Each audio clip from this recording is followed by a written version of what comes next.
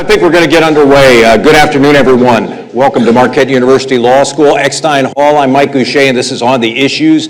This is our continuing series of conversations with news and policymakers, people we say are doing interesting, important work in this region and beyond.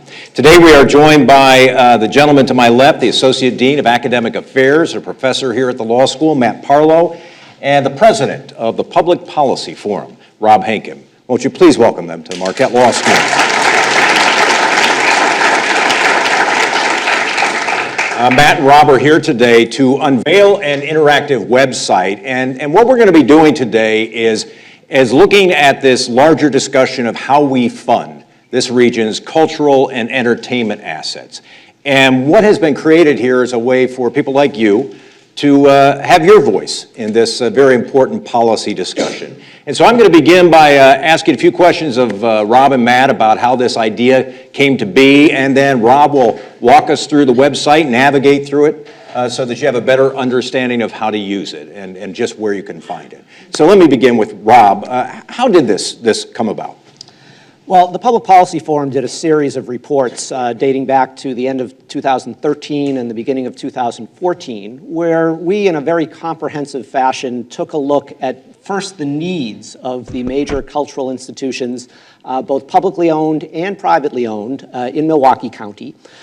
We then did a follow-up report where, once we had sort of done this needs assessment, to look at funding possibilities. Now, let me emphasize from the get-go, the Public Policy Forum is a nonpartisan public policy research organization. We've been around for 102 years. We do not take positions on issues, but we thought that it would be instructive to citizens and policymakers in this region to, once they were aware of the needs, to also have some sense for the funding approaches that had been taking place in other metro areas across the country. And so we did a comprehensive look at a series of 5 other metro areas and the strategies they use to ensure that their cultural institutions and major entertainment destinations were sufficiently funded.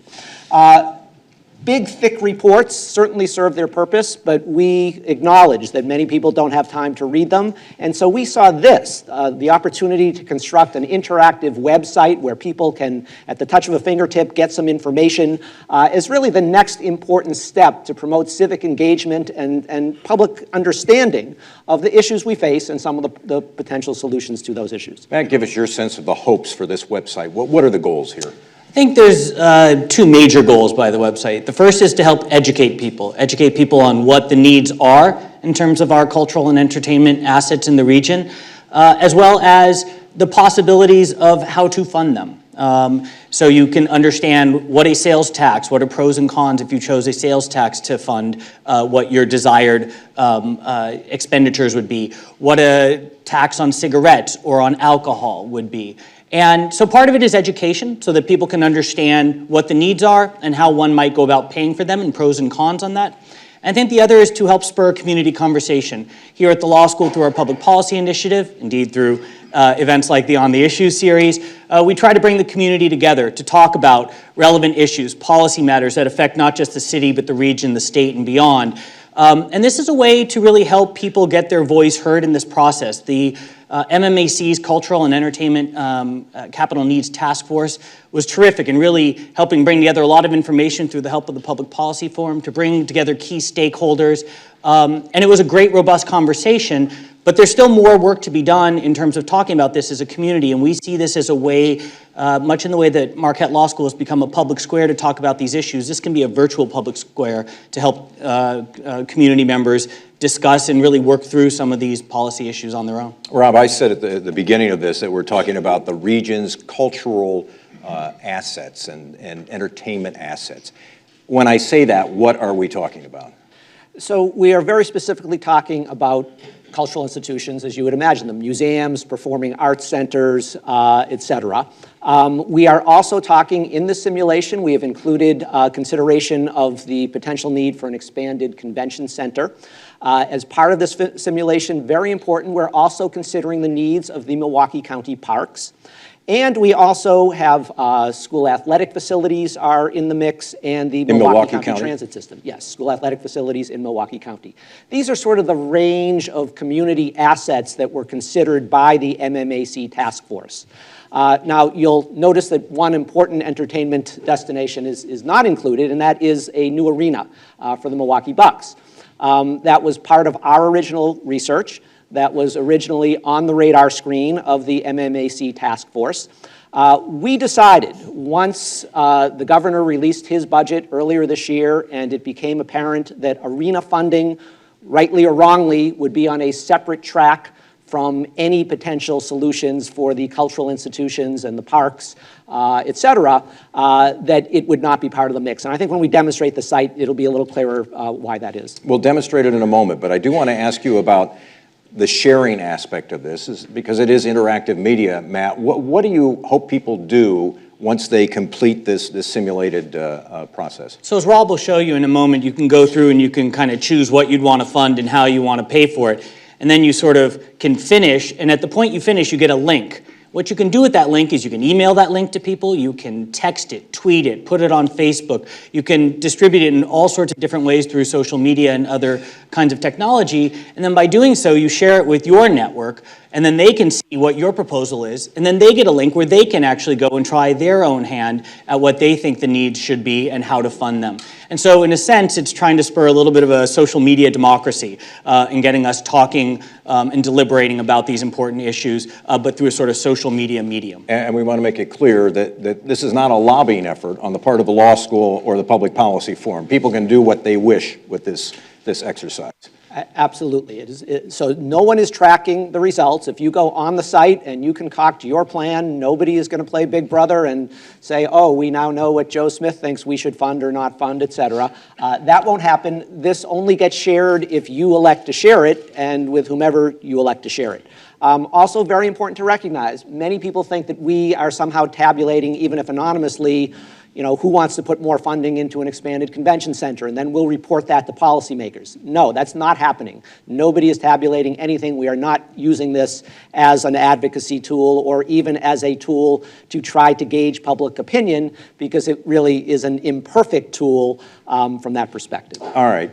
Anything you want to add to that? Or else we'll have Rob walk through the website with us. Yeah, let's go for it. All right, Rob. Great.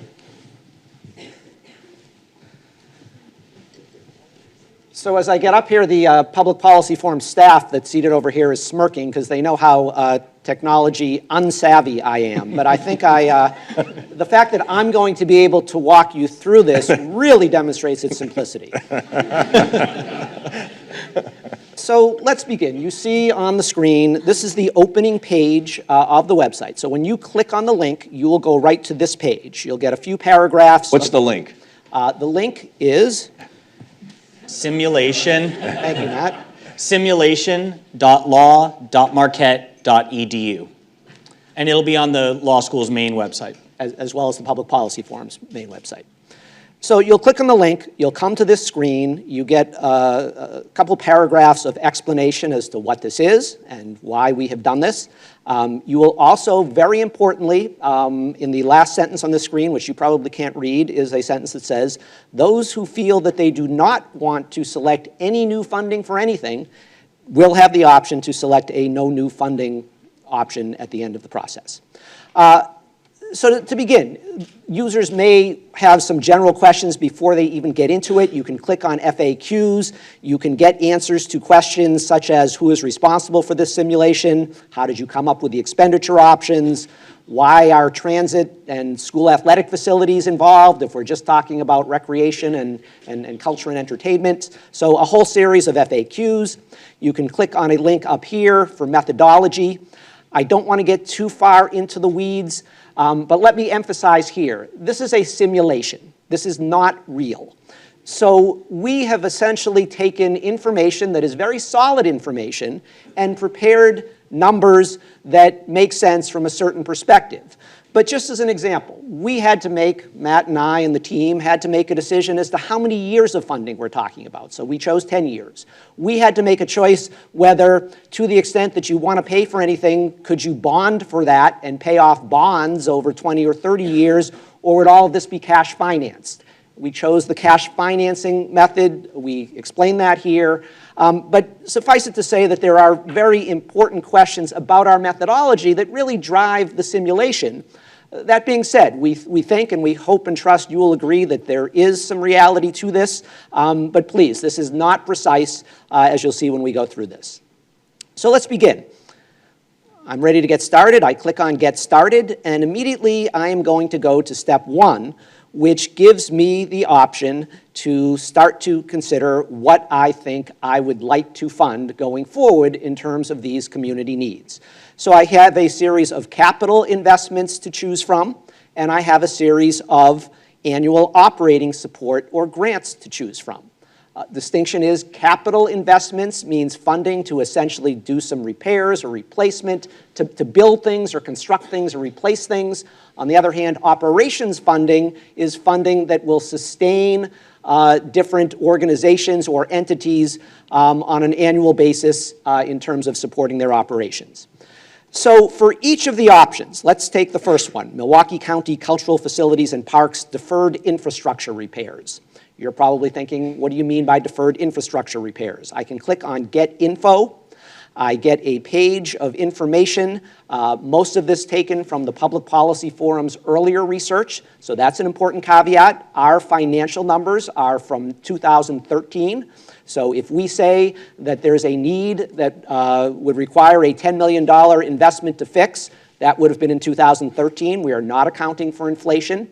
As you will see when we get to the revenue side, we're also not accounting for inflation on the revenue side. So if today a half-cent sales tax will raise $62 million, we're not in the simulation taking into account how that would grow over the next 10 years. At any rate, you'll get information about deferred infrastructure repairs, about what the need was that the Public Policy Forum identified. In this case, we identified a need for $246 million of both capital repairs, replacements, and capital improvements over the next 5 years. And at the time, that was over the 2013 to 2017 timeframe.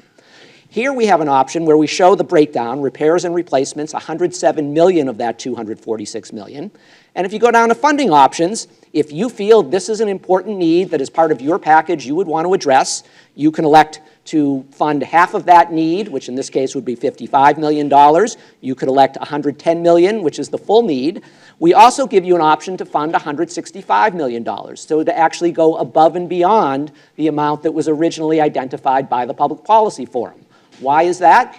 Because as we're taking care of the existing needs over the next 10 years, other needs will materialize. And so you have an option to take that into account as well. So once I've received my information, I can go back in, I've read it, and you know what? I think we should be providing, very hypothetically, $110 million for deferred infrastructure repairs. My next option is capital improvements. The distinction there is here we're building something new. We're upgrading a facility. We're adding something. The zoo has on its docket a new African plains exhibit. So that would be a good example of a capital improvement as opposed to a capital repair, which would be elevator modernization in the Marquette Center. So now I have a series of options about capital improvements. Again, I can click on Get Info, get information from this page. I'm not going to go through it with you, but just to show you how this works, let's say that I believe this is a worthwhile need and I want to fully fund the $140 million that the Public Policy Forum has identified. Wisconsin Center is next. There's a consultant's report that was commissioned by the Wisconsin Center District that identified a $200 million price tag for an expanded convention center. There's more information on the Get Info tab. Just for argument's sake, let's say that I want to fund half of that. We'll leave it to the Wisconsin Center District to figure out the other half, so I've clicked $100 million there. Milwaukee County School Athletic Facilities is another option. There's a group called Common Ground that has done a lot of work on this area, that has identified a series of needs for school athletic facilities throughout the county. This need was considered by the MMAC Cultural and Entertainment Task Force, so we have an option for school athletic facilities. Just for sake of simplicity, not trying to instill my value judgment, I'm going to say I don't want to fund that need. For whatever reason, I just want to stick to true culture and recreation. So let's leave that one blank, just to demonstrate. My next series of options is around annual operating support or grants. My first option is to establish a competitive grants process. So there would be an allocation of money every year that would be distributed on a competitive basis to any, either public or privately owned arts or cultural organization in either Milwaukee County or the 4 or 5 county district. So the Milwaukee Symphony Orchestra, if it had a specific need one year for a capital project, could apply to this fund to get some. The Betty Brinn Children's Museum, et cetera. And there's a model for this in both Denver and Pittsburgh, which is the reason we put it in the simulation.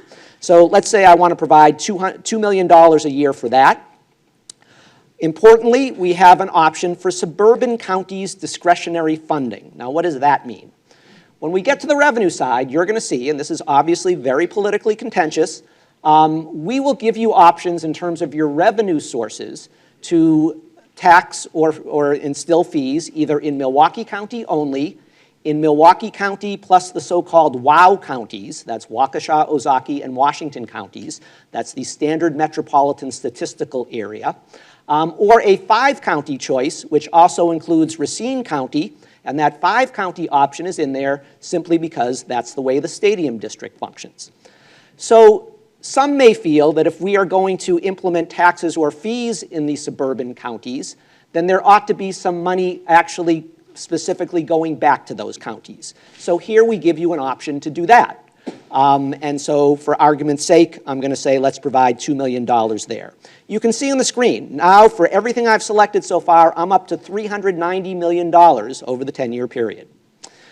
Continuing to go through this, we have a series of options for operating support for various Milwaukee County functions. First, the cultural facilities, so that's the zoo, the public museum, the Performing Arts Center, the War Memorial and Art Museum, it's the Historical Society. They are receiving annual operating funds from the county.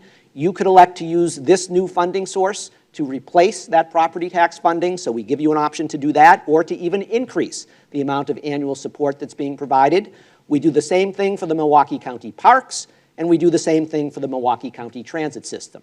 Again, why transit? Because transit was brought up repeatedly during the course of the MMAC task force as a consideration, and there was an earlier referendum actually in 2008 that put before voters a non-binding referendum to consider a dedicated funding source not only for the parks and cultural institutions but also for the transit system.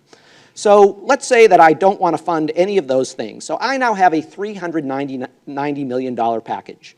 My next step is to move to the various funding sources. And here I am presented with a series of revenue options. We have a sales tax, we have a cigarette tax, we have a liquor tax, we have a beer tax, a hotel-motel tax, a car rental tax, and a ticket fee. For each one, you can click on Get Info and get information about these. If I'm interested in the cigarette tax, I can click on this. I can see how we're currently taxing cigarettes in the state of Wisconsin. I can see some pros and cons in terms of sin taxes as a funding mechanism. I can see some comparable taxes in other metro areas, and I can decide if I want to utilize this tax to help fund for my package and the extent to which I'd like to utilize it. So let's very quickly decide on a funding package. Let's just say, for argument's sake, I'm interested in a sales tax in Milwaukee County, 0.25%. I now see that I've already raised $311 million toward my $390 million. Let's say I'm also interested in a cigarette tax. I want to do a small cigarette tax in Milwaukee County. I'm now up to $350. I also want to do a small cigarette tax in the WOW counties. I'm now up to $414 million. I'm going through this, and I also want to say, you know what, we should have some visitors participate in this. So maybe a good way to do that would be to have an extra hotel-motel tax. I select a 3% tax in Milwaukee County. Now I'm faced with a situation where I see that I've actually amassed more revenue over the 10-year period than I am spending. So maybe I want to go back up above and add something to my list in terms of things I want to pay for. I know Frank Gimbel's in the crowd, so we'll be nice to him and we'll say, you know what, I want to pay for more of the convention center expansion. So let's go to that option. Where are we? So I'm going to go up to $150 million here, and voila, I have a $440 million package. I have $477 million of funding sources. I'm okay with raising a little extra money. You never know what's going to happen. So now I'm ready to complete my plan. I go down to the bottom. I get a nice summary of what my plan is. I see the components of my $440 million in expenditures and $477 million in revenues. I'm ready to complete it. I need to put in my name, but again, nobody's tracking this. I'm going to put in my dog's name, Barkley. Barkley's a big fan of the arts in Milwaukee. And I'm ready to complete my proposal. Again, here you see, very important, no new funding. So after going through all of this, I've now changed my mind, and I'm like, you know what? We have existing taxes and fees that should be sufficient to pay for all these needs. I'm just not interested in providing any extra funding. I can click on no new funding, it will erase all my choices, and I can share that with whomever I want. But to complete this proposal, here's Barclay's proposal. And now, if I want, I have the option to share it via Facebook. I can tweet it out there to my Twitter sphere, if that's a word. Twitter. Or I can email it to whomever I want. And again, this is something that we expect people to share with their friends and their colleagues and just to use as an educational tool. So I think I'll stop there. That's good. Thanks, Rob. Let me ask a couple quick follow-up questions. And what we want to do today is get a number of audience questions, so we'll try and leave plenty of time for that. Matt Parlow, let's talk about something we didn't see, and that was a funding option that involved the property tax. Why is that? So when we were deciding what would go in and what would go out of this simulation, one of the factors we looked at was what was talked about by the task force. And while that didn't drive everything, that was really relevant in terms of having various stakeholders. If these were things that were really talked about and discussed by the task force, we thought whether to include them or not. We also tried to look at viability from a political perspective. And when the idea of property tax funding for our cultural and entertainment needs came up in the task force, it was unanimously shot down. And we just thought that to put it in would be politically unrealistic. Not to say that any of the others are going to be necessarily all that much easier, but there was at least openness on the task force and by some in the community to at least explore some of those options. So we left property tax out because we sort of heard a resounding no from the task force and its members. Rob Henkin, we should also point out that obviously things are very fluid, and even as we sit here today, there's going to be an arena plan announced this afternoon. That could have some impact on the Wisconsin Convention Center, on the Marcus Center, things like that. So there are certain things we simply can't know right now. That's correct. So we, to the best of our ability, have tried to make this realistic. Some of the options that we've presented may turn out not to be options if some of the funding sources, such as the hotel-motel tax, is already being utilized for a new arena. I think we're going to have to noodle on whether we then want to go back and change this, or whether, recognizing that this is, after all, a simulation, the primary purpose of which is public education, we would just leave it the same. Let's I'll ask one more question, and then we'll begin to open it up here.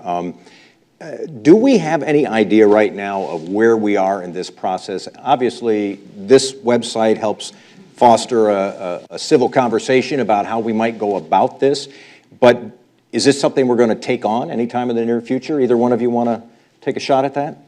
So I was on the task force as the Bradley Center's representative. So I will say that it is my understanding, so I'm not speaking for the task force, that I think over the course of the next year or so, that those who are involved in the task force and others who are interested will start to try to work to not only foster more community conversation, but to see about what might be possible in terms of a possible referendum or some sort of decision-making by relevant government entities sometime within the 2015 to then the end of 2016 timeframe to see about a proposal that might be able to move forward. But I think the task force would be better able to answer that. It's a huge question, and we've all obviously been following what's going on with the arena, and whether we're for or against the new arena, there's been some very, very heavy lifting and would still ostensibly continue to have to be in the legislature. So I think a big question mark is, what is the appetite of policymakers and civic leaders and others going to be? Again, the Public Policy Forum, I think, can serve a very important purpose by identifying a need. But we can't make the value judgment as to whether that's a need that is worth addressing.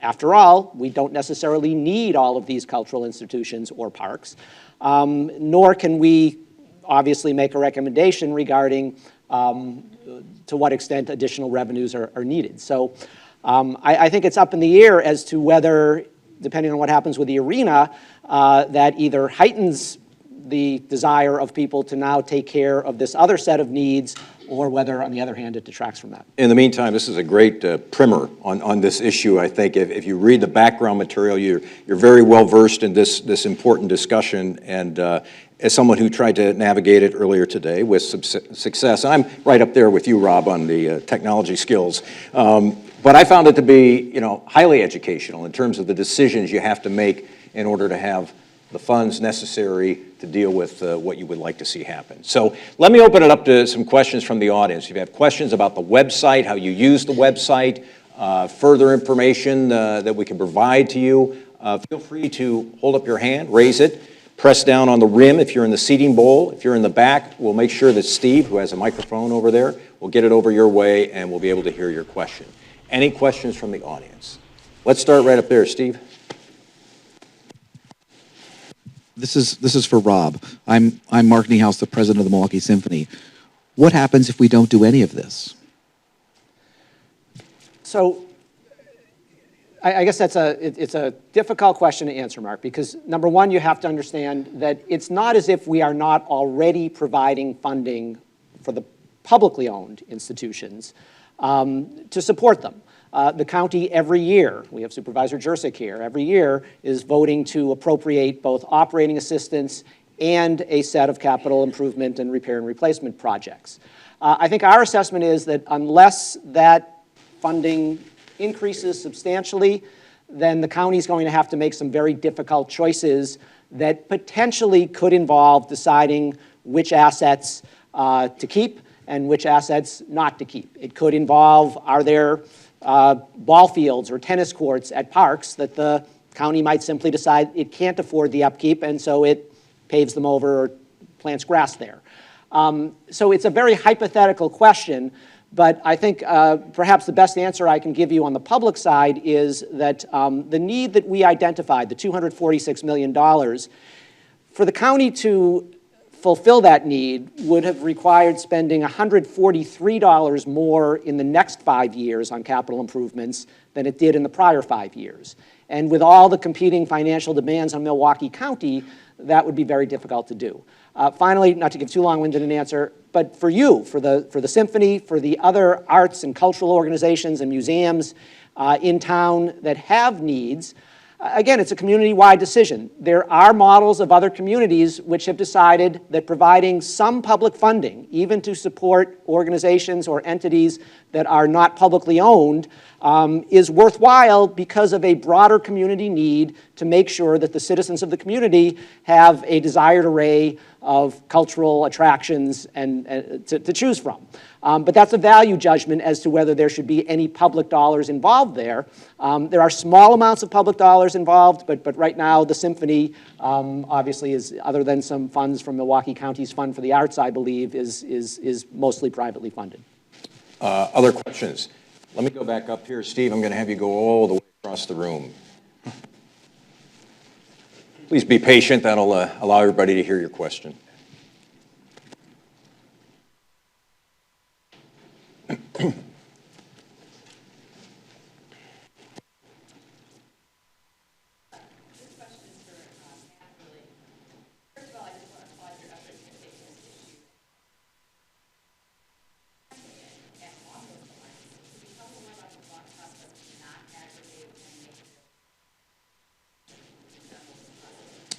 Sure. So, Yeah, why don't you repeat the question? yeah, so everybody can hear the it? question Yeah. was essentially why aren't we aggregating the data? Why aren't we tracking it and maybe reporting on it? And I think there's multiple reasons. One is Rob pointed out this is just a simulation, that the data isn't perfect and real-time and up-to-date in every respect.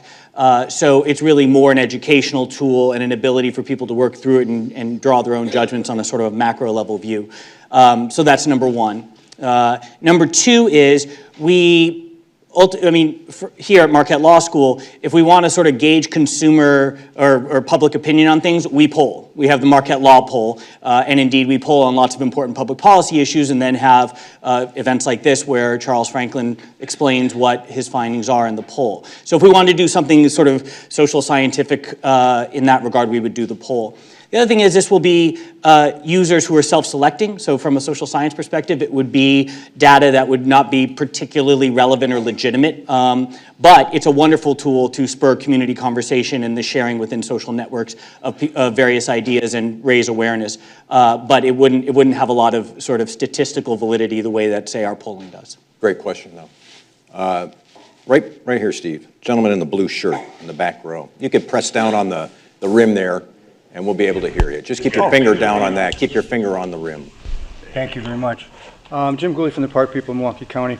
Rob, I was wondering when you're putting this together, by the way, it's great work, and it's going to be of good value to the advocacy organizations pushing forward. But I was wondering if there was an option when people are selecting their choices, obviously, that would basically shift the taxes to another source from Milwaukee County. So in other words, if we choose a source for operational support, and there should be, well, I would think, there would be an option to say, yes, we want to take this off Milwaukee County's tax rolls, property tax in other words, and shift it to a new tax. Is that in the website at all? It's not, but we've been sort of beta testing this with some individuals, and you're not the first to raise that question. I think governance is a great question. And so, yeah, if indeed in the end we were to choose a multi-county funding source, would that necessarily dictate some type of multi-county entity to distribute the funds, which would potentially take that away from Milwaukee County? It doesn't have to, but it could. We don't get into that in this simulation. I think it would have been very complicated to provide governance options, but I think it's a very good question, and it's the type of question that we hope this will generate. Other questions? I'm going to move down here, and since we're in the bowl, we can do that. I'll start with you, and then go to Carl. Go ahead. Oh, two issues. Is there any concern that you have about getting policies that have to be for the common good rather than pockets? We all believe in supporting the symphony and the arts. We all want that. But what kind of ramifications might there be with the possible ruling that there's no tenure for professors here who might come up with ideas that are great, but they're not politically or economically happy for some people? We are having appointed regents, and they control the head of the schools, and the schools now should be able to control the professors.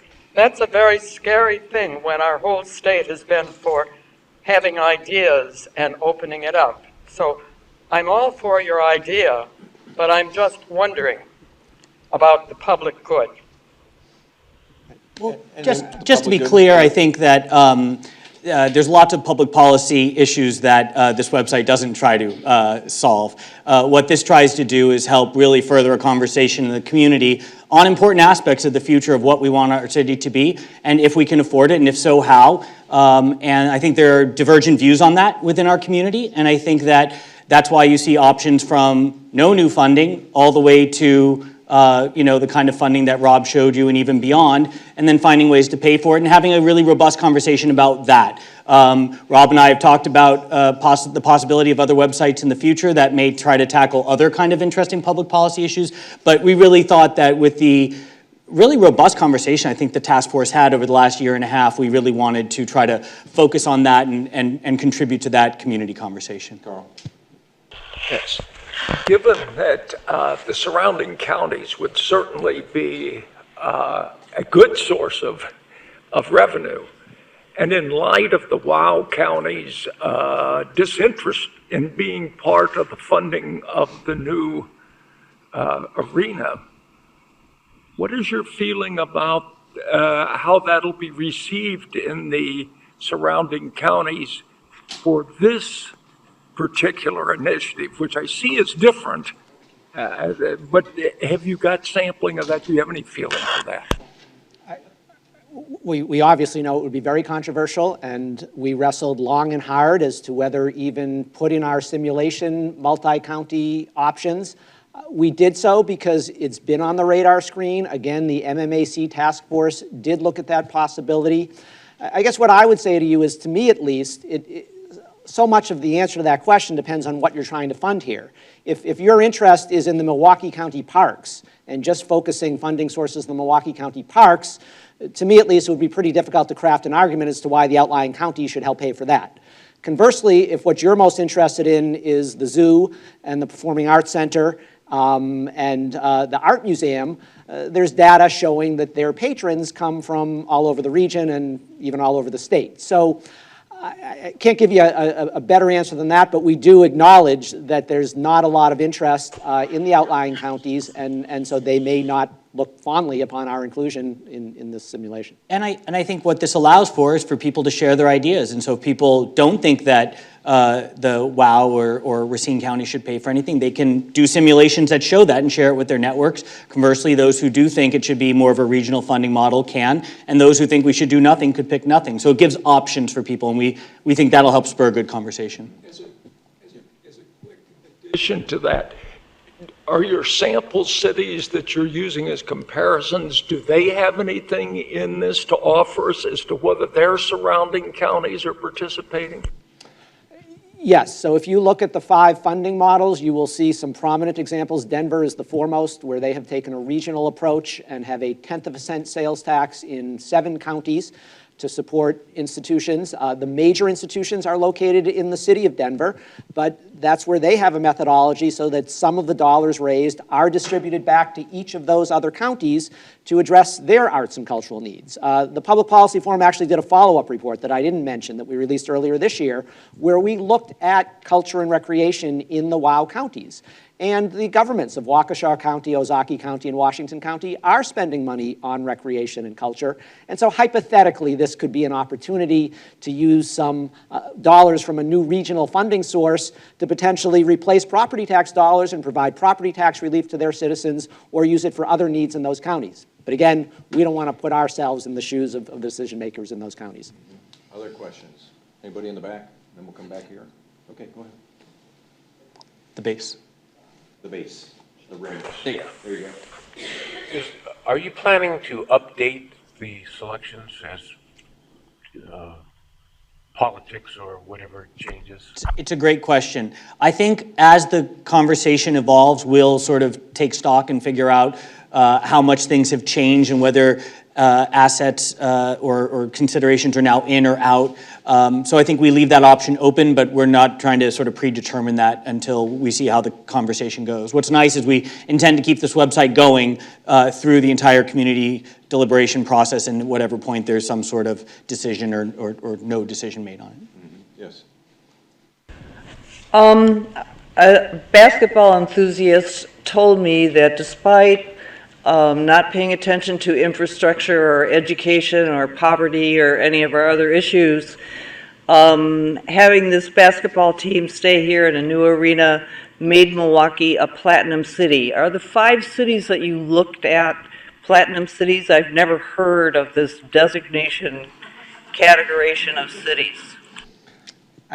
I'm not familiar with the Platinum City designation, but I can say to you that the 5 we selected, we very deliberately selected 2 that had used a new regional funding source for culture and entertainment to not only pay for museums and performing arts and so on, but to also fund debt service on sports arenas. So Pittsburgh has a sales tax. Some of those proceeds go to pay debt on the new stadiums for the Pirates and the Steelers. And in Oklahoma City, one of the Oklahoma City projects that was funded through their sales tax proposal, 1 cent sales tax, was for the new basketball arena for the Oklahoma City Thunder. Yes, sir. My question goes back to the actual function of the website. When you were demonstrating it, one thing I didn't see was a place to actually type in commentary, if you wish, and you talked about being able to share things through various social media options, but can you just choose to share it with everybody? So obviously when you share your link, whether it be through Twitter, Facebook, email, text, you can obviously narrate as you so please to explain to the person what you're doing or your thoughts or what you might have added had you been designing it. But in terms of sharing it with the world, no. Unless you're followed, obviously, on Twitter by, millions of people or what have you. But no, there is no one way to do that. But you can share it with your networks, and they can share it with their networks. And we hope that, in that sense, there would be sort of information dissemination through a ripple effect and through clusters of sharing. And then what about typing comments? Adding comments.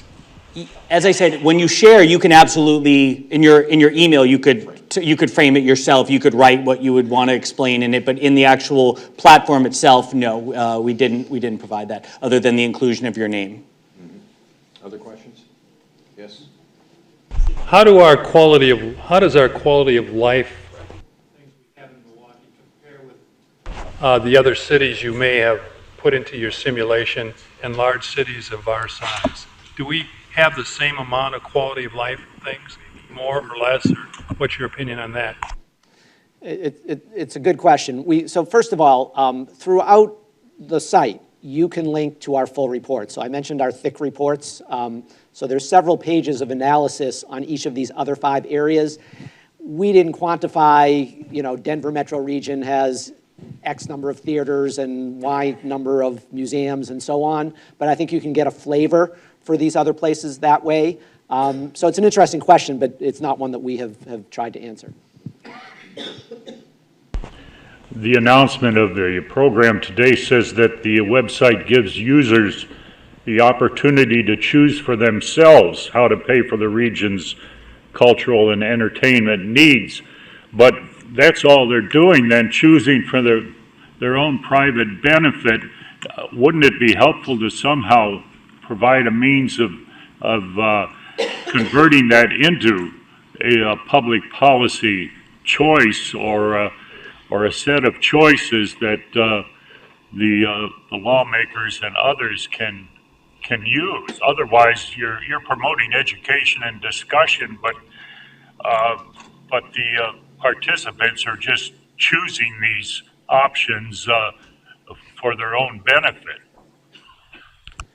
So again, we wrestled with that question from the onset. Should this be a tool to try to gauge public opinion and report to policymakers on public opinion? And for the reasons that I think Matt outlined very well, we just decided this wasn't scientific enough. We were fearful of various interest groups, telling all their members to go on the site, much like all-star voting for baseball, and flood the site. The entire nation of Japan could be telling us that we need to build a new arena. My reference there is because they voted for Japanese players for the all-star team. But at any rate, so yeah, we wrestled with it, but in the end, we also thought that there's a very important purpose to be served here, just in terms of educating people, and there is nothing to stop you or anyone else from emailing what you prepare here to your elected official. So there is still a mechanism for people to try to use this to weigh in that way, but that was essentially our thinking. And because there's no single proposal yet for what would be funded and how much and how it would be paid for, it's hard to get sort of public opinion on something like that until you have a proposal. But what this allows is to help shape what might come up through that conversation, is what might the proposal look like. As the task force members who move forward with some sort of proposal, it might get refined and shaped by what they hear in the community, by people talking to each other and sharing their results on the website with each other. Did you have a question? Yes. Can you press down on the rim, please? Thank you. I think what he was trying to get at is the site that you go to. Is it possible that there could be a link, if there's not one already, where you could actually click on it and see what other people who have gone to that site have posted? Is that a doable at all? Yeah, we chose not to do that. And part of the reason we chose not to do that is, how do we pick what goes on there, right? Do we do a random lottery? Do some people feel favored versus disfavored? And the point is not to, again, try to promote any particular result. Again, it goes from every possibility from no new funding to, funding above what even the needs, at least current day, seem to suggest, and everywhere in between. So we chose not to because we didn't want to seem like we were favoring certain proposals or certain models for what could be. The other thing I have to ask is, you kind of zip through them pretty fast, so we really couldn't read everything. Now, when you stop and think about, it's not just for us who currently live in the city, it's also to attract people to come and visit. Mm-hmm. It's also to attract businesses to relocate here. Mm-hmm. If we have great parks, if we have entertainment facilities, art facilities, the schools as well, people will look at us and they'll want to be here. So it actually has an economic impact for us. I don't know if that was kind of explained in there, is that if you do this, if you build it, they will come, whether it be tourism or businesses, or even putting a little dam on that brain drain that we have where people are leaving. We have to keep and retain the brains here. And you may well be right on all of those things, but again, we don't have a result we're trying to get at, right? And so we're not trying to advocate, we're trying to provide a mechanism for people to have conversations. And you could make that case if you want. We should probably get some other people looped in here, but you could make that case if you want. That's your option to do, and then others can make their arguments through their own. But that would be a good thing to have in there, for just to give people enlightenment as far as the impact that this would have for when it does eventually does. Thanks for your question. Yes, sir. Right here, and then we'll get the other two. I never hear a conversation of payroll tax. It wasn't me. Okay. You're good. Payroll taxes in this region. I drive in from Waukesha County. I work downtown. The streets are cleared and paved for me, but I don't pay any taxes for that benefit. There's no ever any talk about tax shifting that way in this region for some reason. Well, so again, another one of those really difficult questions that we wrestled with. And our rationale in not having a payroll tax option was, and we, by no way, shape, or form was the MMAC or its Cultural and Entertainment Task Force involved in this, but we just sort of needed a litmus test. And that task force, and I know there are several task force members in the audience, decided pretty early on that whether rightly or wrongly, in terms of a feasibility and viability perspective, increasing property taxes or increasing income taxes or payroll taxes was just not going to fly. So we elected not to include this. That is not to take away from the point you made as to whether that ought to be considered, but that was the read of the task force, so that's where we drew the line. How many responses are you looking for to validate your computer model? It's always like 2,000 people make a decision for the other 600,000. So what kind of a curve are you looking for response-wise? And perhaps what kind of a response did you get from the other cities, or what did they collect on a computer model like this?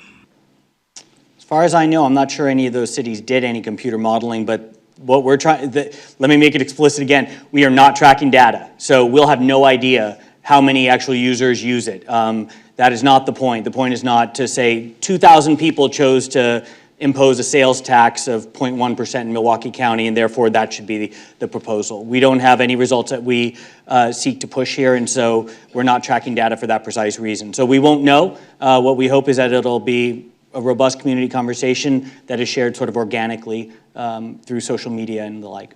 Mr. Glauber.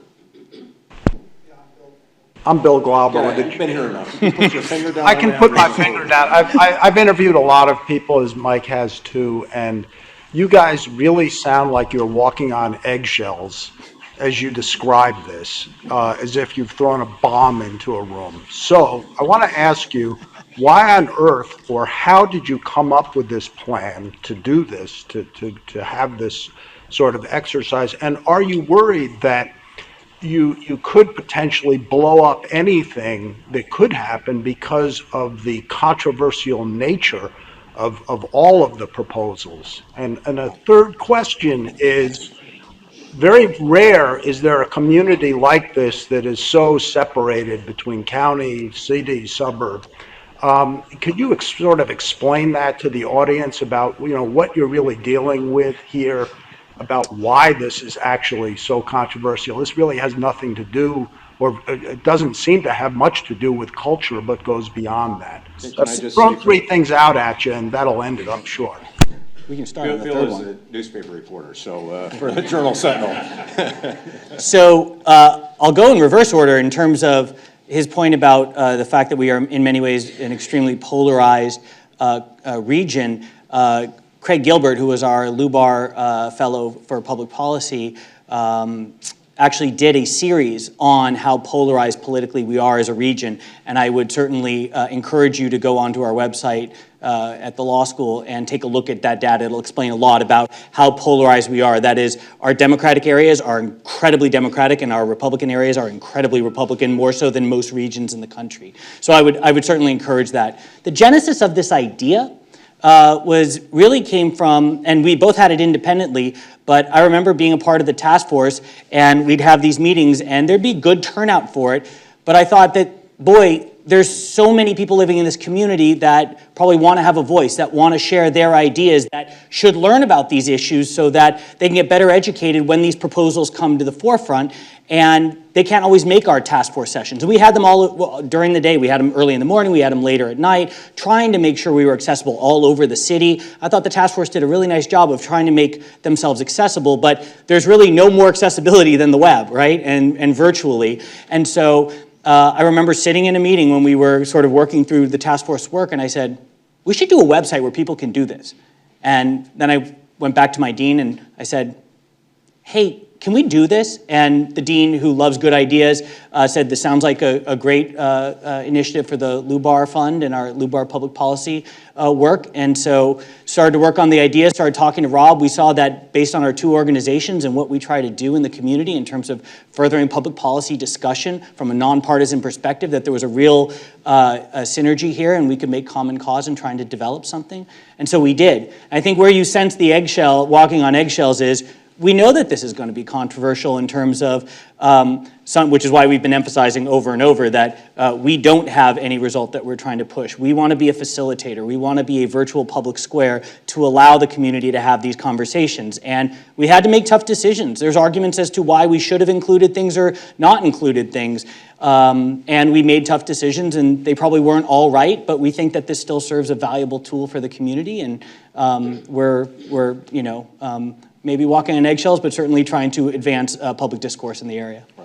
And just to add, Bill, to me, the eggshells is only around the notion of Matt and I want to be very sure that people understand that neither one of us as individuals or our organizations are advocating for any point of view here. Where we are certainly not walking on eggshells is the desire to have an informed community conversation about a very important issue. And isn't it a shame that we can't have informed community conversations about controversial and polarizing issues without somebody trying to brand us? Another part of this is we're hoping the younger generation will really be enthusiastic about this. I don't think my 24-year-old son is reading my 150-page report on the needs of the arts and cultural facilities. I'm optimistic that my 24-year-old son will get on this website and play around on it. So maybe this, in our own small way, maybe we can change the tenor of the debate in this community over issues like transit and parks and culture and so on. I understand the concept of the eggshell concept, but when we talk about having a community-wide discussion, when I look in this room, I see that there's a somewhat skewed demographic within this room. Very young. My apologies. I belong in that demographic as well myself, so I belong there. But it's a shame that in some ways that you won't be tracking some of this information, because it would be interesting to see what those demographics are that actually access this. Do our younger citizens actually value, and will they engage in this concept of how you more effectively govern and use community resources? And importantly, the other part is that Milwaukee is divided in a great part also by other kinds of boundaries, economic boundaries and racial boundaries, and it would be interesting to know how much those individuals also have had an opportunity to voice and be part of that community discussion. And I think our hope is that by using a medium, that is social media, we will reach a younger generation that tends not to come to the On the Issues events and such as much as perhaps others who are from different generations. But I would say the second thing is that, you know, Rob and I have talked with different community groups and with organizations saying, we'll come to your school, we'll come to your organization. We've been talking to a lot of young professional organizations. We'll come and we'll do this. We'll do a simulation, we'll talk, we'll answer questions because we really want this not just today and in the next week or two, but throughout this time that we'll be discussing this as a public policy matter to really get that message out there that this is a tool to help spur community conversation. So I think our goal is that we'll go beyond just this room. Now we have lots of questions. Let me go up. The woman in the So this is original to, are there any other cities that have developed a tool like this to spur public conversation? So I'm not aware of any, it doesn't mean they don't exist, in the arts and cultural realm. There are, however, one of our models, there's a federal budget website. I can't even remember what organization it was, but where you can actually go on this website, take a look at the various options that we have to eliminate the federal deficit and weigh in on those options and construct your own plan for that. We've seen other budgetary type websites that allow you to do that. So the concept is certainly not unique, but I'm not aware of another one that's specifically looking at this set of issues with a simulation. Mr. Gimbel, you're going to get the final question. Thank you very much. My name is Frank Gimbel, and I was on the task force, and I am the current chair of an existing entity called the Wisconsin Center District. But my comments are these. First of all, I want to thank the three of you for having this program. Second of all, I'd like to echo the comments that Matt and Rob have made relative to a very dynamic, what I think was a conversation between people not only in the city and county of Milwaukee, but in surrounding counties at the task force.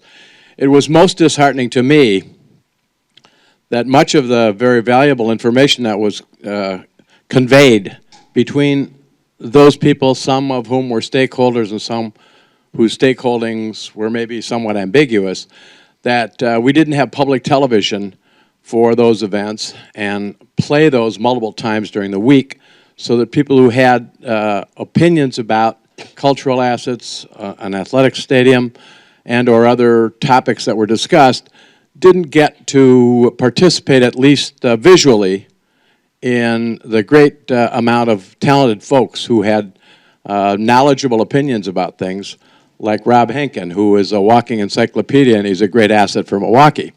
What concerns me as a follow-up to Bill's comments about the eggshells is that I personally am concerned when the way that government does business in Wisconsin with the polarized factions that exist.